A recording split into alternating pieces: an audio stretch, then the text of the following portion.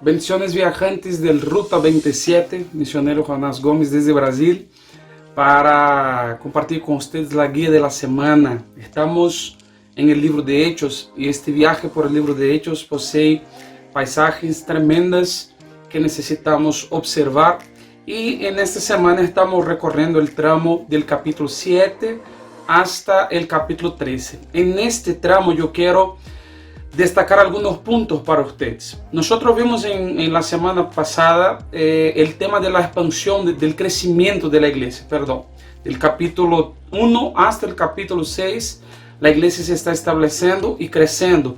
Pero ahorita nosotros tenemos un otro fenómeno por lo cual la iglesia va a pasar, que es el fenómeno de la expansión de la iglesia. Eso empezará en el capítulo 7. Ustedes se acuerdan que al fin del capítulo 6 nosotros tenemos un episodio muy fuerte referente a Esteban, que ahora está siendo juzgado a causa de su predicación. Y Esteban, en su defensa, en el capítulo 7, 6 y 7, él entonces va a ministrar uno de los más grandes y preciosos sermones del libro de Hechos de los Apóstoles. Pues bien, al fin de la historia de Esteban, en el capítulo 7, Esteban es muerto. Él recibe allá su sentencia sumaria y se hace el primer mártir de la iglesia. Y nosotros entonces tenemos un marco a partir de lo cual la iglesia se va a esparcir. Capítulo 8 del libro de Hechos, el texto empezará diciendo que muchas personas fueron esparcidas a causa de la persecución que la iglesia vino a sufrir.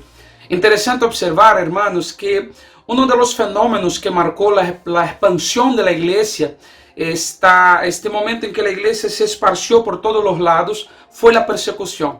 Tanto en el capítulo 8 cuanto en el capítulo 12, ustedes van a ver que la iglesia pasó ahora a ser percibida por las autoridades de una forma un poco más intensa, a punto de ser perseguida por los judíos. Vea bien, estamos hablando de una persecución judaica, judía, no de una persecución romana. La persecución romana se dará después de más de 30 años aproximadamente del tiempo que estamos hablando. En este momento la iglesia está en una persecución judía, la persecución que mató a Esteban en el capítulo 7 y la persecución que va a ejecutar uno de los apóstoles en el capítulo 12, como ustedes verán en esta semana. Entonces, uno de los fenómenos que marca la expansión de la iglesia es la persecución, pero la iglesia se está esparciendo. Y en este movimiento de expansión nosotros tenemos eventos muy preciosos, como por ejemplo el Pentecostés de Samaria en el capítulo 8. Aquel Filipe que ustedes leyeron en el capítulo 6 de Hechos, que fue apartado para ser uno de los diáconos, ahora se hace un grande y poderoso evangelista. Y en el capítulo 8 del libro de Hechos de los Apóstoles, él se dedica a ministrar la palabra de poder, el evangelio de poder. Un evangelio que echaba fuera a los demonios, un evangelio que sanaba a los enfermos, un evangelio que atraía a las personas a Cristo y llevaba a esas personas a ser bautizadas en aguas, declarándose entonces discípulos de Jesús. Eso es lo que llamamos el Pentecostés de Samaria. Samaria fue impactada por el poder del evangelio y yo llamo su atención para este fenómeno. Un otro fenómeno que ustedes van a ver en este tramo es el fenómeno del capítulo 10 de Hechos, que nosotros acostumbramos llamar del Pentecostés de los gentiles. Es la ida de Pedro a la casa de Cornelio y la forma como por primera vez el Espíritu Santo fue derramado con poder, tal cual en Pentecostés, sobre la vida y un ambiente totalmente gentílico. Y este fenómeno cumplió la promesa de Hechos capítulo 9, versículo 8, de que la iglesia sería testigo empoderado de Jesús, tanto en Jerusalén, cuanto en Judea, en Samaria y hasta lo último de la tierra. El Pentecostés de Jerusalén y Judea había pasado, Hechos capítulo 2, Hechos capítulo 4, versículo 31, a la expansión, la predicación, y el Pentecostés en Samaria también había acontecido en Hechos capítulo 8. pero ahora el mover del Espíritu Santo que empodera la iglesia estaba sobre los gentiles alcanzando los confines de la tierra, el ambiente gentílico más allá del mundo judaico. Entonces la expansión de la iglesia tiene esta marca en estos capítulos.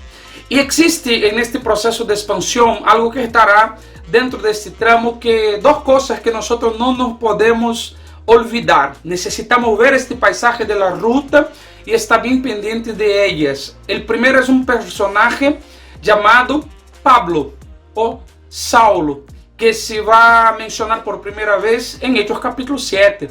Él era el joven que tenía en sus manos las ropas de Esteban. Mientras Esteban estaba siendo apedreado, Pablo tenía en sus manos depositadas a sus pies, a sus cuidados, las ropas de Esteban. Y ahí él es mencionado.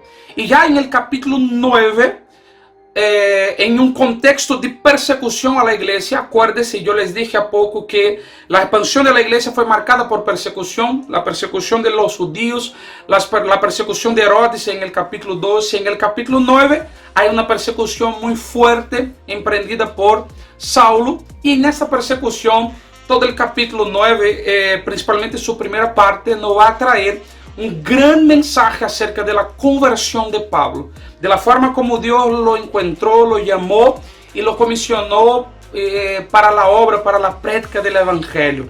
Y cuando eso se pasa, capítulo 9, versículo 31, habla que las iglesias en Judea tenían paz, porque ahora el gran persecutor pasa a ser un predicador del Evangelio.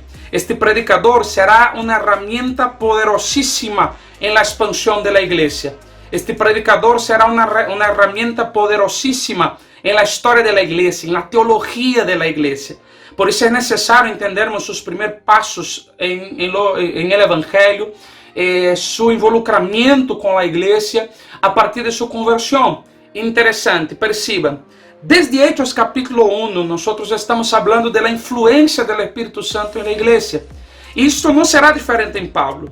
Cuando Ananías lo encuentra aún sin la visión en la casa de Judas en Damasco, él va a decir: hermano Saulo, el Señor que se te presentó en visión me envió para que yo ore por ti, para que tú vuelvas a ver y seas lleno del poder de Dios. Entonces Pablo es empoderado para una misión tremenda y va a desaparecer del escenario por algún tiempo, ¿ya? Eso es un tema que ustedes verán mejor en el libro, en la carta a los Gálatas.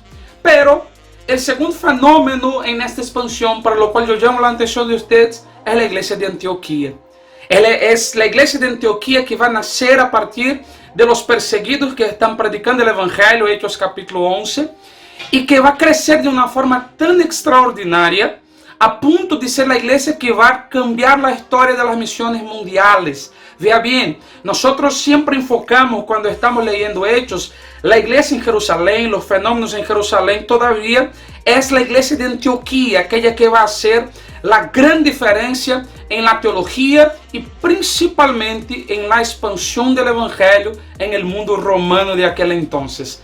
En aquella iglesia para donde fue enviado Bernabé a fin de pastorear, de potencializar la capacidad de aquella iglesia, fue que el hermano Saulo fue traído por Bernabé hasta aquel lugar y donde él desarrolló su ministerio. Y ahí en Hechos capítulo 13 nosotros tenemos ya una información fuerte acerca de Saulo y Bernabé, de que eran profetas y maestros en aquella iglesia, donde por primera vez los cristianos fueron llamados, los hermanos fueron llamados de cristianos. Hechos capítulo 11, versículo 26. Y en el capítulo 13, esta conexión entre Pablo y Bernabé y Antioquía, generó algo extraordinario, que fue la llamada para la obra misionera.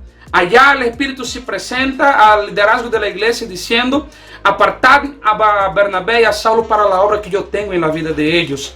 Y ahí nosotros tenemos un envío misionero transcultural de aquellos dos hombres y el primer viaje misionero que estará descrito ahí en el capítulo 13, en el capítulo 14, y que se dio en la región de la Galacia, donde fueron establecidas iglesias. Entonces, esta parte de la ruta hablará a nosotros acerca de la expansión de la iglesia y de su dificultad, que era la persecución de los judíos, que después del Pentecostés de los gentiles en Hechos capítulo 10, cuestionaron por qué el Espíritu Santo había venido sobre los gentiles. ¿Ya? Ellos aún van a seguir cuestionando por mucho tiempo y de muchas formas, pero nadie puede detener una iglesia que está empoderada por el Espíritu Santo. Nada ni nadie puede detener hombres como Pablo y Bernabé, llenos del poder del Espíritu Santo. Aprendamos con la iglesia primitiva. Dios quiere nos empoderar para seguir predicando el Evangelio, y el Ruta 27 es una herramienta de Dios. Nos vemos en la próxima semana con la guía de la semana. Dios me los bendiga. Hola senderistas, si te ha gustado nuestro video te invitamos a que te suscribas, le des a la campanita para activar las notificaciones, le des like y lo compartas con más personas para que también sean edificadas. Y no olvides seguirnos en nuestras redes sociales. Dios te bendiga.